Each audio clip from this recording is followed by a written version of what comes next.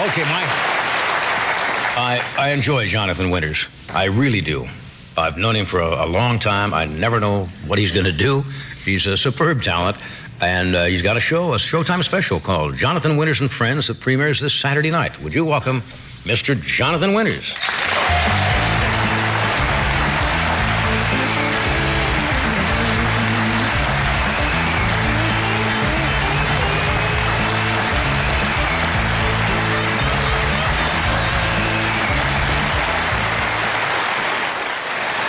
Well, I want to tell you, Johnny, don't worry about the tanker.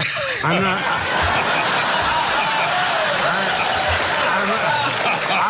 I'm sorry. I was sleeping. The next thing, a little otter put his face in a portal. Well, licked my face and boom. True. Now I'm on cruise ships. You were not. Oh, that's not. You were not at the helm then. No, I wasn't at the helm. I probably should have been, you know. But now I'm on the cruise ship, and I'm a good time being a full-time womanizer. But, good to see you again. Hey, good to see you. So I had no idea what you were going to do before you walked out here. I didn't either. I saw that poor devil go in the water, and boy, that's, you know, and he's a big guy. He's not, he's like I am, better-looking man. I think you're a fine-looking man. Well, and you're an attractive man. Well, we certainly covered that. Listen, you're new in the bar. Let's don't let this slip into something shorter. Leather City, huh? Nice. Oh, Leather City. Wait till I take you home to Mother. She's going to love you. You know, when you came out with that, it reminded me of my Navy days, because normally a flag officer, you know, has the scrambled eggs on the hat. I bought this where I buy a lot of hats, an antique shop, an antique show. I think it was a show here in California, and it's the Cunard line. And I guess are they still operative? I'm not sure. Sure. As far as I know, I usually go down to Long Beach on a Saturday afternoon and see what's happening, you know, whether they're going in or coming out or whatever. And, of course, if a guy does fall, then I grab his hat. But it's kind of fun. You were not a sailor, of course. No, I was... Army man. I was a Marine. Marine, yeah. That's right. Semper Fi, huh? Semper Fi, always faithful, isn't it? Always faithful? Yeah. Always ready. I know Semper Paratus was that's Coast Guard, right? Yes. Yeah, they were right there. What's the Boy Scouts? Boy Scouts? Yeah. I think Boy Scouts is pretty much this. Yeah. Well, and when they get older, it's still that. 3 fingers, you know. Let's do it. Were you a Boy Scout at all? No, I was not a Boy Scout. I wanted to be. My mother was. I went to her at that time. I was a little old, too. I thought I'd be a shoo-in. I was almost 16. Well, that's a little old, yeah. Yeah, a little old, and I thought that's the reason I'd stand a better chance. So I went to her, and I said, I'd like to be an Eagle Scout. And she said, well, you just don't walk in as an Eagle. You have to be a Cub. You're too old to be a Cub. Merit badges, all. Yeah, merit badges. And I said, well, at least I'd like to be a Boy Scout. And she said, well, do you have money for a uniform? And, of course, I never had money for anything except a knife that I had in my boot. I had a high top, so I always had that. And I still carry it. You know, when I'm driving now, I'll be driving after the show, and I have a good-sized rascal, you know. Put that in, you know. So when somebody sticks their finger up in the air or something and says something unattractive or sideswipes me, I always, hey, how you doing, man? How you doing? Good. A little bit of violence, you know. So you never became a Boy Scout? No, I never became a Boy Scout. There were so many areas that I failed in. Well, we talked a little bit about, you're from the Midwest, Ohio, and I'm from the Midwest, which is considered, you know, right in the heart of the country. About this time of the year, spring. Nice back there. Remember girls? Oh, How'd you do with the girls when you were young? I think I remember girls in the winter, too. Winter, too. Well, of course, I didn't mean that you... I was looking forward to spring. And, but no, I was a kid. Again, I had a lot of chores. Plus, the fact that I remember Sunday school, I was asked constantly, stop thinking about it. Oh. And... that was a sin. Well, I guess it was a sin. Yeah. And I've always said, you know, God is in my mind and the devil's in my pants.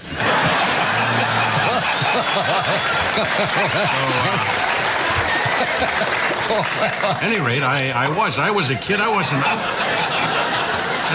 wasn't a lech. I wasn't a horny kid or anything like that. I was just kind of always, ooh. Once you open the eyes, then you're considered bad news, you know. Hi, Betty Jean? Come on, why don't you do that? And they were always named somebody like Betty Jean. Always Betty Jean. Oh, yeah. And it was always, no. What's this? What is this? No. You know? All right, then try a smaller size. Will you respect me tomorrow? Remember those? Will you respect me? You won't respect me. One thing I did, I made a terrible move. I've only done this once in my life. Yeah.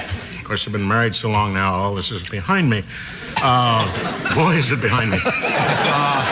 Any rate, one time in high school, I was getting ready to go away anyway, and this wonderful gal, she really a beautiful gal. Her dad was a cop. I'd give her name out, but I'm sure he's still alive. And cops have a way of living longer than anybody, really, unless, of course, you know, it's a shootout. But even when he had white hair, it was, hey, you lay a hand on my daughter and I kill you.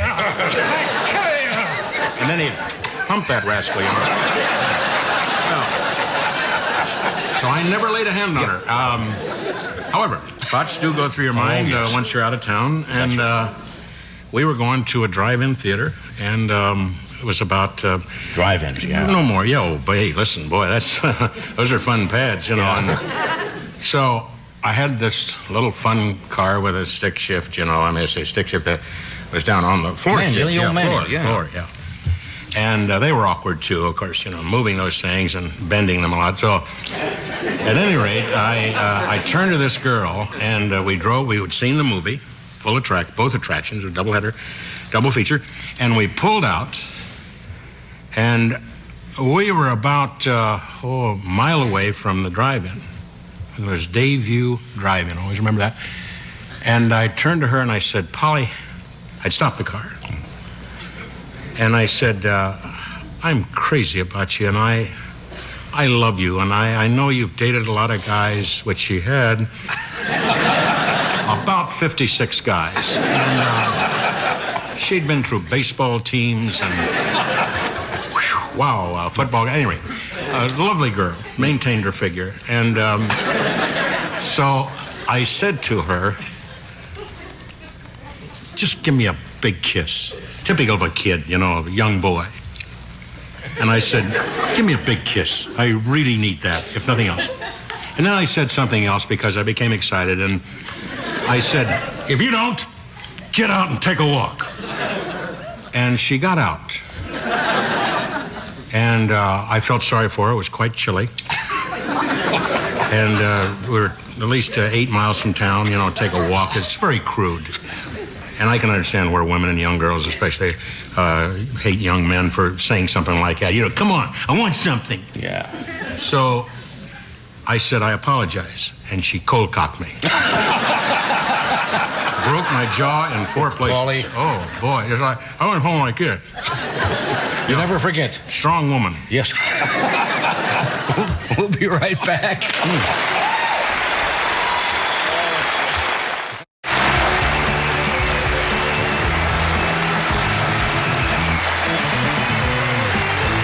We're back.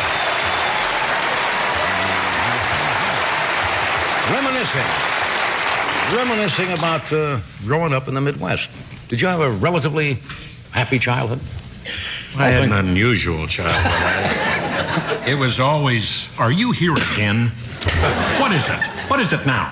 Well, I just came in for some love. All right, we're going to love. Sorry I brought that up. Just a little affection, huh? But I must say, I was an only child, and I'm getting very close now to where I'm almost stopping complaining about my childhood entirely, which is very tough. Yeah. But the thing is, it's true. I mean, you know, if you're making a good living and you got a family and your wife and a house, it's very close to being paid for. Just about like this. Things aren't so bad then. No, things aren't so bad. And I got a car, you know, and a wild beast in the yard. We don't know what it is, but it's...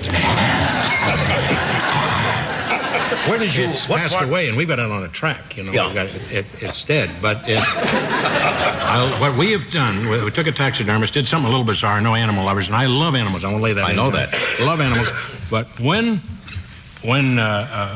Scrabbles, not Scrabbles, Scrubbles, I don't know. Yeah, our neighbor named it. He's an alcoholic, but and he's Scrabbles.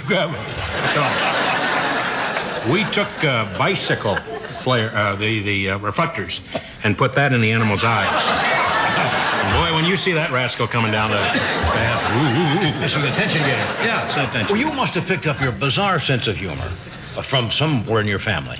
Was your mother, father, or grandfather? I My mean, mother had a great sense of humor. Yeah, She was mine a too. Very, very funny lady. Yeah, and mine too. very, very tough. She was in show business. She was on a small radio station. But funny. But funny. Yeah. It's funny. She said something to me which has carried through my life, and it's a little something I'd like to pass along to you. Perhaps if you're, just drop Reader's Digest there in the Pullman car number 38. My mother turned to me one time and she said, maybe I've mentioned this on the air before, and if I have, why, raise your hands. But she said, would you like to be an intellectual? And I always wanted to be because I was very slow. I was labeled dumb in a number of classes. So coming out of the war and everything, I thought, geez, it would be fun to be an intellectual, at least to take a crack at it. And she said, always read the end of every book. Forget about the beginning. Forget about the middle. Read the end. And remember to move constantly among the hors d'oeuvres and a little patter that's going on at a cocktail party so that somebody come up, hi, John. Did you read the Lavender Beaver? Wasn't that an interesting thing where the man escaped to Minsk? And, oh yes, I did read that. Fascinating book. And of course, the star, he was stabbed 16 times in the forehead and then fell forward on a used paper. I think it was New York Times. And, fascinating. Excuse me, I want to get some hors d'oeuvres. And, Just throw in the last finish of the book and move on. Yeah. So she helped me with that. My grandfather was kind of guy. He was funny. Yeah. He'd been a banker, and he said, bankers are not funny. They're wealthy, but they have no sense of humor. And he said, tellers, are like this, and they're really like that, of course, if somebody does this. But he was funny, and he said, just think, and he loved show business. Yeah. He never got into it, but he said, the great thing about show business is you can be anybody you want to be. I mean, of course, that's not true. We know that, John. There are a lot of things I want to be. The thing is, it's important to know where you're playing. All the world is not a stage. Might have been when Willie was alive, But if you start playing out here about 3 blocks away, past Hadney's or Chadney's, wherever it is, and directing traffic, okay, Bob, all right. There's a flying saucer coming in. Mr. Winters. And you used to do those kind of things, didn't you? Oh, yes. All the world was a stage. All the world was a stage. Also, all the men were in heavy white with a red cross on their arm. And they came and said, don't do that no more. God, it just seemed months after. How are we doing today? What do you mean, how are we doing? I want to get out of here, man. Well, you will when you get well. I'm well now. Can't you tell I'm well? I feel great. We shall return.